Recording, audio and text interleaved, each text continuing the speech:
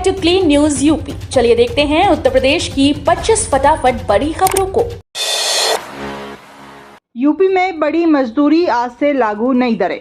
UP के लाखों श्रमिकों के लिए राहत भरी खबर है। 1 अप्रैल से प्रदेश में नई मजदूरी की दरें लागू हो गई है, जिससे संगठित और असंगठित क्षेत्र के कामगारों की आय बढ़ेगी। श्रम विभाग ने कालीन, कांच, ईंट भट्टा, प्लास्टिक और डेयरी समेत कई उद्योगों के लिए नई दरें तय की है। अकुशल से लेकर अतिकुशल श्रमिकों तक सभी श्रेणियों के दैनिक मजदूरी में 10 से 14 रुपए का इजाफा किया गया है। महंगाई भत्ते के पुनर्निर्धारण के तहत यह बदलाव लागू किया गया। यूपी में गर्मी में 5 घंटे चलेंगे प्राइमरी स्कूल। उत्तर प्रदेश में बढ़ती गर्मी को देखते हुए प्राइमरी स्कूलों के समय में बदलाव किया गया है। नए सत्र में अब स्कूल सिर्फ 5 घंटे ही संचालित होंगे। इससे पहले कोरोना काल में पढ़ाई के नुकसान की भरपाई के लिए स्कूलों का समय 6 घंटे कर दिया गया था, लेकिन तेज गर्मी और दोपहर में छुट्टी होने से बच्चों के स्वास्थ्य पर पड़ रहे असर को देखते हुए सरकार ने यह फैसला लिया है। अभिभावकों की मांग के बाद यह बदलाव किया गया है, जिससे बच्चों को राहत मिलेगी। एमएसपी पर दलहन तिलहन खरीद, किसानों को डीबीटी से सीधा भुगतान। यूपी के किसानों के लिए बड़ी राहत की खबर है। कृषि मंत्री सूर्य प्रताप शाही ने घोषणा की है कि विपणन वर्ष 2026 से 27 में चना, मसूर, सरसों और तूर की खरीद न्यूनतम समर्थन मूल्य यानी कि एमएसपी पर की जाएगी। यह खरीद मूल्य समर्थन योजना के तहत की जाएगी, जिससे किसानों को उनकी उपज का उचित दाम मिल सके। खास बात यह है कि भुगतान सीधे डीबीटी के माध्यम से किसानों के खाते में किया जाएगा। सरकार का दावा है कि इस पहल से किसानों की आय बढ़ेगी और बिचौलियों की भूमिका कम होगी। नए सत्र की शुरुआत, स्कूलों में अखबार से पढ़ाई, मोबाइल पर सख्ती लागू। प्रदेश के बेसिक और माध्यमिक विद्यालयों में आज से नए शैक्षणिक सत्र 2026 से 27 की शुरुआत हो गई है। इस बार शिक्षा विभाग ने छात्रों के स्क्रीन टाइम को कम करने के लिए खास पहल की है। अब स्कूलों में अखबार और किताबें पढ़ाने का दावा किया जा रहा है, जबकि मोबाइल लाने पर सख्ती रहेगी। प्रार्थना सभा में रोजाना छात्रों से समाचार पत्र की मुख्य खबरें पढ़वाई जाएंगी, साथ ही कठिन शब्दों के अर्थ भी समझाए जाएंगे। वहीं पहले दिन से ही स्कूल चलो अभियान के जरिए नामांकन बढ़ाने पर जोर दिया जा रहा है। गंगा एक्सप्रेसवे इंटरचेंज के लिए जमीन अधिग्रहण पर नया मोड़, किसानों को मिलेगा करोड़ों का भुगतान। मेरठ में गंगा एक्सप्रेसवे पर इंटरचेंज निर्माण को लेकर जमीन अधिग्रहण प्रक्रिया में बदलाव किया जा रहा है। अटोला गांव के किसानों ने सीमांकन पर आपत्ति जताई है, जिसके बाद यूपीडा ने पुराने अलाइनमेंट पर जमीन खरीद फिलहाल रोक दी है। किसानों को मनाने के लिए लखनऊ से अधिकारियों की टीम भी पहुंची है। अब नए सिरे से सीमांकन कर इंटरचेंज का अलाइनमेंट बदला जाएगा। इसके बाद चिन्हित जमीन की खरीद की प्रक्रिया शुरू होगी, जिसमें किसानों को 10 करोड़ रुपए से अधिक का भुगतान किया जाएगा। यूपी में खाद बिक्री बढ़ी तो सरकार सख्त, अधिकारियों को निगरानी के कड़े निर्देश। उत्तर प्रदेश में उर्वरकों की बिक्री में अचानक बढ़ोतरी को लेकर सरकार अलर्ट हो गई है। कृषि मंत्री ने वीडियो कॉन्फ्रेंसिंग के जरिए अधिकारियों को सख्त निगरानी के निर्देश दिए हैं। उन्होंने साफ कहा है कि बिक्री और स्टॉक में किसी भी तरह की लापरवाही पर जिम्मेदारी तय कर कार्रवाई की जाएगी। रबी सीजन में 51.15 लाख टन यूरिया उपलब्ध होने के मुकाबले अब तक 39.94 लाख टन की बिक्री हो चुकी है। कुछ जिलों में असामान्य बढ़ोतरी पर विशेष नजर रखी जा रही है, ताकि किसानों को समय पर खाद मिल सके। यूपी के युवाओं के लिए विदेश नौकरी का सुनहरा मौका, भाषा और स्किल ट्रेनिंग से बनेगा रास्ता। उत्तर प्रदेश सरकार युवाओं को विदेश में रोजगार दिलाने के लिए बड़ा कदम उठा रही है। इसके तहत भाषा और कौशल प्रशिक्षण पर विशेष जोर दिया जा रहा है। ख्वाजा मोइनुद्दीन चिश्ती भाषा विश्वविद्यालय और एएफसी इंडिया लिमिटेड के बीच एमओयू साइन किया गया है। इस पहल के जरिए युवाओं को अंग्रेजी, जर्मन, अरबी, जापानी और फ्रेंच जैसी विदेशी भाषाओं में प्रशिक्षित किया जाएगा। साथ ही उद्योगों की जरूरत के अनुसार स्किल डेवलपमेंट भी करवाया जाएगा, जिससे युवा अंतर्राष्ट्रीय स्तर पर नौकरी पाने के लिए बेहतर तरीके से तैयार हो सके। हाथियों की सुरक्षा के लिए रेलवे का बड़ा कदम, एआई तकनीक से होगी निगरानी। पूर्वोत्तर रेलवे ने वन्य जीवों, खासकर हाथियों की सुरक्षा के लिए आर्टिफिशियल इंटेलिजेंस आधारित इंट्रूजन डिटेक्शन सिस्टम लागू करने का फैसला लिया है। महाप्रबंधक उदय बोरवणकर ने इस नई पहल की घोषणा करते हुए कहा है कि आधुनिक तकनीक का अधिकतम उपयोग जरूरी है। लखनऊ में आयोजित संगोष्ठी में उन्होंने सिग्नल और दूरसंचार विभाग को उपकरणों के बेहतर रखरखाव एवं गुणवत्ता सुधार के निर्देश दिए हैं। इस पहल से रेलवे ट्रैक पर हाथियों की आवाजाही का समय रहते पता लग सकेगा और हादसों को रोकने में भी मदद मिलेगी। गोरखपुर में 15 साल पुराने स्कूल वाहनों पर पूर्ण रोक, बच्चों की सुरक्षा बनी प्राथमिकता। गोरखपुर में 15 साल से पुराने स्कूल वाहनों पर अब पूरी तरह प्रतिबंध लगा दिया गया है। नियम तोड़ने पर वाहन का पंजीकरण रद्द हो सकता है और स्कूल की मान्यता भी खतरे में आ सकती है। परिवहन विभाग ने स्कूल वाहनों की निगरानी के लिए विशेष पोर्टल विकसित किया है। यह पोर्टल विद्यालयों की परिवहन प्रणाली की सुरक्षा मानकों और सत्यापन की प्रक्रिया को सुनिश्चित करेगा। सभी स्कूलों को शपथ पत्र के साथ आवश्यक डाटा पोर्टल पर लोड करना अनिवार्य होगा ताकि बच्चों की सुरक्षा सुनिश्चित की जा सके। गोरखपुर में वायु प्रदूषण कम करने 33 करोड़ की मंजूरी, शहर होगा स्वच्छ और हरा भरा। गोरखपुर नगर निगम को राष्ट्रीय स्वच्छ वायु कार्यक्रम के तहत 32.90 करोड़ रुपए की मंजूरी मिली है। इस योजना के तहत शहर में हरित क्षेत्र बढ़ाए जाएंगे, सड़कों को धूल मुक्त बनाया जाएगा, यातायात सुधार किया जाएगा और मियावाकी वन विकसित किए जाएंगे। नगर आयुक्त गौरव सिंह सोगरवाल की अध्यक्षता में गठित सिटी लेवल इम्प्लीमेंटेशन कमेटी ने कार्य योजना को अंतिम रूप दिया। उद्देश्य शहर में धूल और धुआं कम कर स्वच्छता एवं स्वच्छ वातावरण सुनिश्चित करना है। सभी कार्य केंद्रीय प्रदूषण नियंत्रण बोर्ड के दिशा निर्देशों के अनुसार किए जाएंगे। यूपी हाईवे पर टोल टैक्स बढ़ा, नए नियम 1 अप्रैल से लागू। भारतीय राष्ट्रीय राजमार्ग प्राधिकरण ने 1 अप्रैल से टोल व्यवस्था में बदलाव की घोषणा की है। वार्षिक फास्टैग शुल्क 3,000 रुपये से बढ़ाकर 3,075 रुपये कर दिया गया है। इसके अलावा टोल दरों में 5 से 25 रुपये तक की बढ़ोतरी की गई है। नई व्यवस्था का असर आम वाहन चालकों और व्यावसायिक वाहनों दोनों पर पड़ेगा। वाहन मालिकों को टोल भुगतान के लिए आवश्यक तैयारी करनी होगी। यह बदलाव राजमार्गों पर ट्रैफिक और राजस्व प्रबंधन को बेहतर बनाने के उद्देश्य से किया गया है। सीतापुर में कब्रिस्तान पर बनी मस्जिद ढहाई गई, सुरक्षा के कड़े इंतजाम। सीतापुर के लहरपुर में कब्रिस्तान की जमीन पर बनी मस्जिद को ढहाने के लिए प्रशासन ने कड़ा इंतजाम किया है। अघोषित कर्फ्यू जैसा माहौल रहा और पुलिस के कई थाने तैनात किए गए। तहसीलदार न्यायालय ने मस्जिद को अतिक्रमण करार देकर हटवाने का आदेश दिया था। मस्जिद कमेटी ने हाईकोर्ट में चुनौती दी लेकिन राहत नहीं मिली है।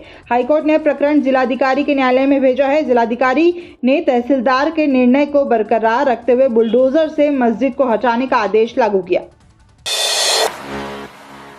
हवाई सफर हुआ महंगा, फ्यूल सरचार्ज बढ़ने से टिकटों में 500 से 1,000 रुपए तक की वृद्धि। ईरान, इजरायल और अमेरिका के बीच जारी युद्ध का असर विमानन सेक्टर पर भी दिखने लगा है। विमानन कंपनियों ने बढ़ती जेट ईंधन कीमतों के कारण फ्यूल सरचार्ज बढ़ा दिया है। एयर इंडिया, आकाशा और इंडिगो ने मार्च में अलग अलग तिथियों से अतिरिक्त शुल्क लागू किया है। दिल्ली समेत कई रूटों पर न्यूनतम किराया 500 से 1,000 रुपए तक बढ़ा दिया गया है। अप्रैल के पिछले सप्ताह में ही दिल्ली की इकोनॉमी क्लास किराया 3200 रुपये से 3500 रुपये से बढ़कर अब 4200 एवं 4400 रुपये के बीच हो गया है, जिससे यात्रियों पर वित्तीय दबाव बढ़ा है। वैश्विक युद्ध का असर काशी पर, विदेशी पर्यटक और कारोबारी दोनों प्रभावित। ईरान, इजरायल और अमेरिका के बीच जारी युद्ध के 1 महीने बाद भी काशी में विदेशी पर्यटकों की संख्या में भारी गिरावट आई है। खाड़ी देशों से विमानों के संचालन बंद और यात्रा मार्गों में बाधाओं के कारण विदेशी पर्यटक आने से कतराने लगे हैं।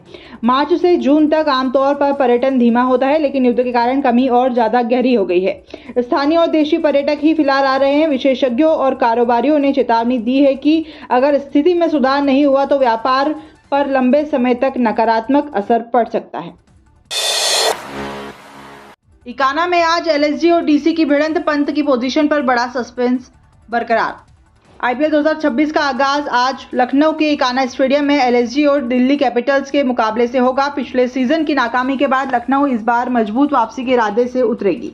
हेड कोच जस्टिन लेंगर ने तेज गेंदबाजी यूनिट पर भरोसा जताया है, लेकिन ऋषभ पंत की बल्लेबाजी पोजीशन को लेकर सस्पेंस फिलहाल बरकरार है। वहीं दिल्ली कैपिटल्स भी आक्रामक शुरुआत के लिए तैयार है। इकाना के पिच बल्लेबाजों के साथ तेज गेंदबाजों को भी मदद देती है, जिससे मुकाबला और रोमांचक बन सकता है। केडीए का बड़ा एक्शन, उन्नाव बिठूर में अवैध बिल्डिंग सील, 4 अप्रैल फिर चलेगा अभियान। कानपुर विकास प्राधिकरण अवैध निर्माणों पर लगातार सख्त कार्यवाही कर रहा है। उन्नाव के मगरवाड़ा और बिठूर इलाके में बिना नक्शा पास कराई गई बनी इमारतों को सील कर दिया गया है। केडीए के ओएसडी डॉक्टर अभी प्रताप सिंह के नेतृत्व में हुई इस कार्रवाई से भूमाफियाओं में हड़कंप मच गया है। प्राधिकरण ने आम लोगों से संपत्ति खरीदने से पहले जांच करने की अपील की है। वहीं 4 अप्रैल को गंभीरपुर कछार में बड़े अभियान की तैयारी है, जहां कई अवैध भूखंडों पर कार्यवाही की जाएगी। गैस संकट के बीच सरकार सख्त नए नियम लागू, सिलेंडर बुकिंग और महंगी हुई। इजरायल, अमेरिका और ईरान युद्ध के असर से देश में एलपीजी संकट गहराता दिख रहा है। सरकार ने सिलेंडर की कीमत बढ़ाने के साथ कई नियम लागू किए हैं।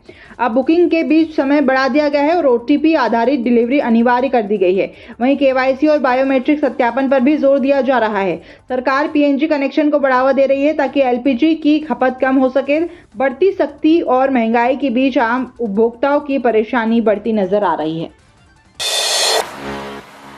यूपी में फार्मर रजिस्ट्री धीमी, 53,000 किसानों की सम्मान निधि अटकी। यूपी के इस जनपद में फार्मर रजिस्ट्री की धीमी रफ्तार किसानों के लिए बड़ी परेशानी बन गई है। एक महीने से रजिस्ट्रेशन का आंकड़ा 64% पर ही अटका हुआ है। इसका सीधा असर प्रधानमंत्री किसान सम्मान निधि पर पड़ा है, जहां करीब 53,000 किसान किश्त से वंचित है।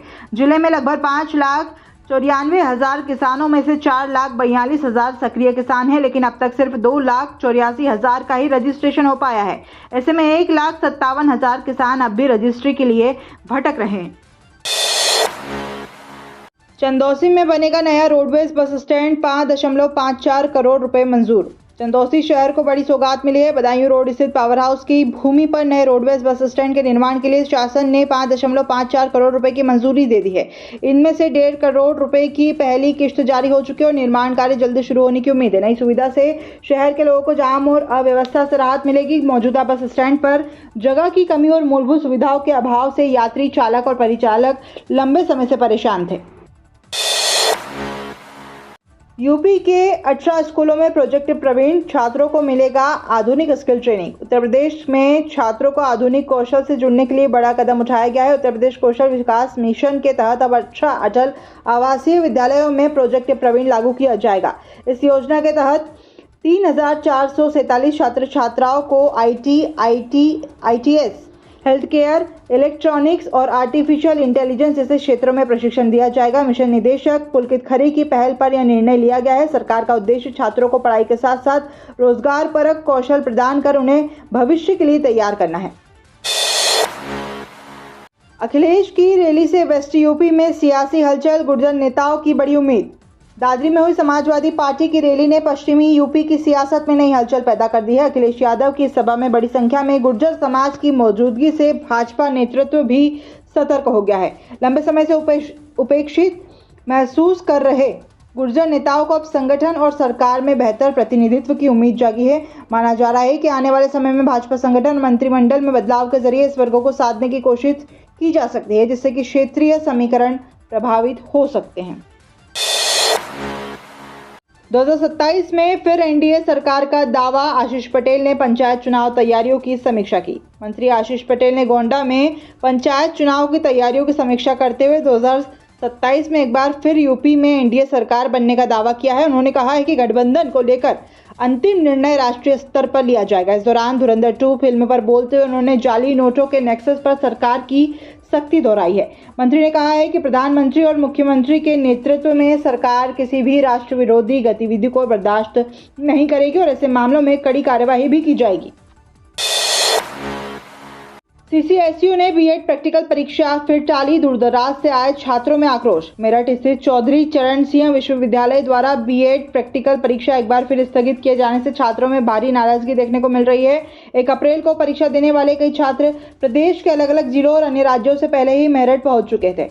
अचानक फैसले से उन्हें आर्थिक नुकसान और असुविधा का सामना करना पड़ा है। कई अभ्यर्थी स्कूलों में कार्यरत थे, जिनकी जिम्मेदारियां भी प्रभावित हुई। नाराज छात्रों ने विश्वविद्यालय परिसर में प्रदर्शन कर अपनी मांगों को लेकर ज्ञापन सौंपा और जल्द परीक्षा कराने की मांग की है। अंतर्राष्ट्रीय खिलाड़ियों को बड़ा मौका, 1.5 लाख मानदेय पर बनेंगे कोच। उत्तर प्रदेश खेल निदेशालय ने अंतर्राष्ट्रीय स्तर के प्रशिक्षकों की नियुक्ति पर बड़ा फैसला लिया है। चयनित कोच को हर महीने 1.5 लाख रुपए मानदेय दिया जाएगा। प्रयागराज के मदन मोहन मालवीय स्टेडियम और मेवाल स्थित वॉलीबॉल हॉस्टल समेत प्रदेश के 35 आवासीय छात्रावासों में कुल 41 प्रशिक्षक तैनात होंगे। इससे खिलाड़ियों को उच्च स्तरीय प्रशिक्षण मिलेगा। एथलेटिक्स में अंतर्राष्ट्रीय कोच की नियुक्ति से स्थानीय धावकों को ओलंपिक स्तर की तैयारी का मौका भी मिलेगा। वहीं वॉलीबॉल में भी नई प्रतिभाओं को वैश्विक मानकों के अनुरूप तैयार किया जाएगा। कांस्टेबल भर्ती 2023 पर हाईकोर्ट सख्त, यूपी पुलिस बोर्ड से मांगा जवाब। इलाहाबाद हाईकोर्ट ने कांस्टेबल भर्ती 2023 में नियमावली उल्लंघन के आरोपों पर सख्त रुख अपनाया है। कोर्ट ने उत्तर प्रदेश पुलिस भर्ती एवं प्रोन्नति बोर्ड से 6 सप्ताह में जवाब तलब किया है। याचिकाकर्ताओं का कहना है कि भर्ती प्रक्रिया में 2017 की नियमावली का सही पालन नहीं हुआ। भर्ती 4 चरणों में होनी चाहिए थी, जिसमें पहले चरण की लिखित परीक्षा में करीब 32 लाख अभ्यर्थी शामिल हुए।